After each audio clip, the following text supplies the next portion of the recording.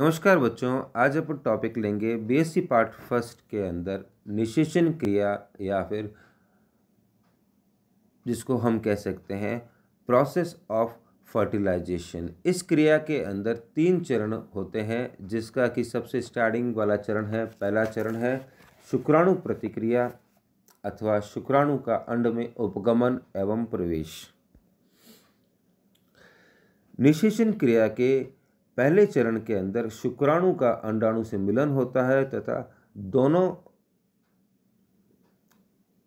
तरह के जो निषेचन होते हैं, आंतरिक एवं बाह्य निषेचन, इसमें शुक्राणु क्या करता है कि एक्टिवली पार्टिसिपेट करता है। एक्टिवली शुक्राणु अंडाणु की तरफ तैरते हुए गति करता है, लेकिन इसकी जो गति रहती है वह दिशाहीन गति होती है।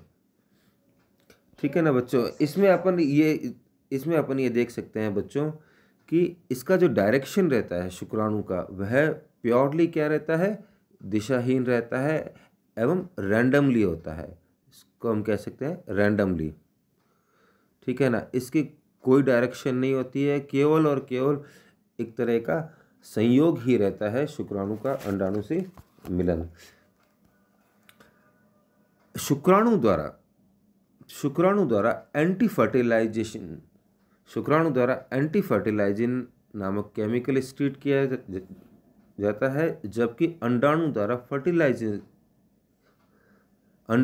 फर्टिलाइजिन नामक जो रहता है प्रोटीन सिक्रीट किया जाता है। ये दोनों ही प्रोटीन आपस के अंदर स्पीसीज स्पेसिफिक होते हैं। स्पीसीज स्पेसिफिक का मतलब है कि एक जो रहती है जाति होती है, उसका जो केमिकल है, ये दोनों ही मतलब ग्लाइकोप्रोटीन है, ये दोनों जो रहते हैं आइडियल होते हैं, दूसरी जाति में नहीं पाया जाता है यह केमिकल। तो जो फर्टिलाइजन और एंटी फर्टिलाइजन की आपस में जब रिएक्शन होती है, रिएक्शन होने के बाद में शुक्राणुओं के अंदर समूहन की क्रिया होती है। शुक्राणुओं में समूहन होता है, जिससे कि शुक्राणु जो रहते हैं यह एक दूसरे के साथ चिपकने लग जाते हैं।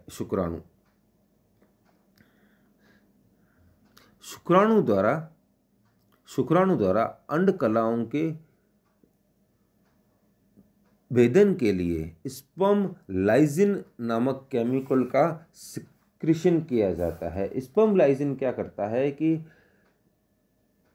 जो अंडाणु के चारों ओर कलाएं पाई जाती है, उनको छेदने का कार्य करता है, उनको भेदने का कार्य करता है। अब अगर अपन बात करें इसके अंदर मैमल्स की, अगर बात करें स्तनियों की बात करें, तो स्तनियों में 2 प्रकार की और लेयर पाई जाती है, जिसको हम कहते हैं जोना पेलुसिडा एवं कोरोना रेडिएटा। इसके लिए क्या होता है बच्चों, इसके लिए एक्रोसोम क्रिया पाई जाती है। एक्रोसोम रहता है शुक्राणु के शीर्ष के ऊपर एक टोपीनुमा संरचना पाई जाती है, जिसमें एंजाइम भरा रहता है। और एंजाइम कौन से भरे रहते हैं, हाइलुरोनिक एसिड भरा रहता है। और यह जो एसिड है, यह क्या करता है, उसको इसके चारों ओर जो मेम्ब्रेन पाई जाती है अंडाणु के चारों ओर, उसको भेदने का कार्य करता है। इसको हम लाइसिन भी कह सकते हैं जिसको अपन, और हाइलुरोनिक एसिड भी अपन कहते हैं। इसके बाद आता है अपने समर्थता। समर्थता क्या होती है बच्चों, स्तनियों में वृषण से निकले सभी शुक्राणु जो है वह निषेचन के लिए सक्षम नहीं होते हैं। केवल कुछ एक ही शुक्राणु जो रहते हैं सक्षम होते हैं, और वह शुक्राणु जो अंडवाहिनी से निकला जो द्रव्य रहता है उसके संपर्क में आते हैं, वही शुक्राणु सक्षम होते हैं। तो ये जो प्रोसेस है ये कहलाती है समर्थता। इसको अपन इंग्लिश में कह सकते हैं कैपेसिटेशन भी कहते हैं अपन। अब देखिए शुक्राणु अंडाणु के संपर्क में आ गया है।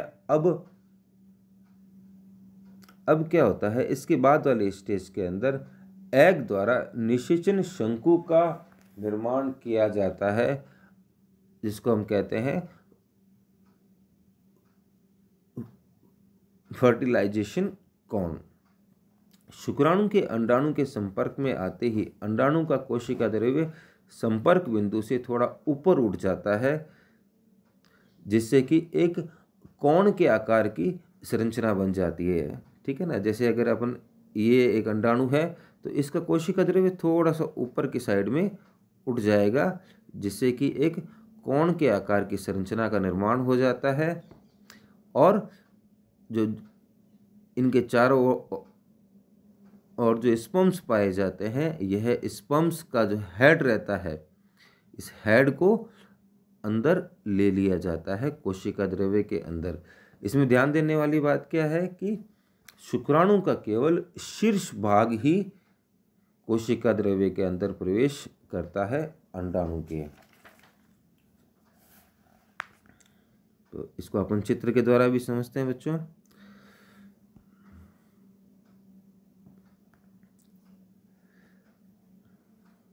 तो ये देखिए, इसमें चित्र में बताया गया है जैसे कि शुक्राणु अंडाणु की जो मेम्ब्रेन रहती, एग जेली रहती है, इसकी तरफ आकर्षित होते हैं। आकर्षित होने के बाद में एक्रोसोम क्रिया होती है। एक्रोसोम इसके शीर्ष भाग में पाया जाता है, जैसे कि ये जो मेम्ब्रेन्स पाई जाती है, इन मेम्ब्रेन्स को हटा दिया जाता है, गला दिया जाता है। अब उसके पश्चात में जो शुक्राणु है, यह एक्रोसोम क्रिया के द्वारा अंदर की साइड में प्रवेश करता है। इसके अलावा बताया गया है कि शुक्राणु में समूहन किस प्रकार से होता है, जिसमें एंटी फर्टिलाइजिन एवं फर्टिलाइजिन दो प्रकार के केमिकल पाए जाते हैं, जो कि जाति विशिष्ट होते हैं, जिनके द्वारा शुक्राणुओं में समूहन की प्रक्रिया संपन्न होती है। तो बच्चों, इसके बाद वाले स्टेप के अंदर अपन पढ़ेंगे अंडाणु प्रतिक्रिया या reaction of the egg. Thank you.